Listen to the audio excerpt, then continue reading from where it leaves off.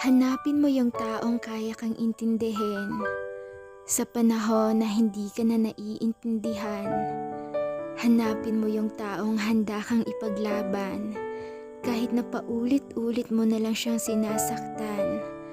Hanapin mo yung taong kayang makontento kahit na minsan alam mo sa sarili mo na ang daming pagkukulang mo. Hanapin mo yung taong umiiwas sa mga bagay na alam niya na ikakasakit o ikakaselos mo. Kasi sila yung taong totoo magmahal at talagang ikaw lang ang mahal. Kasi sa mundong ito, bihira ka nalang makakakita ng mga taong ganyan. Kaya kapag nahanap mo na siya, wag mo nang papakawalan. Kasi baka magsisi ka na yung taong yon ay mawala pa. Tandaan mo na sa huli ang pagsisisi. Kaya wag mo nang hintayin pa na magsisi ka bago mo ma-realize ang halaga niya.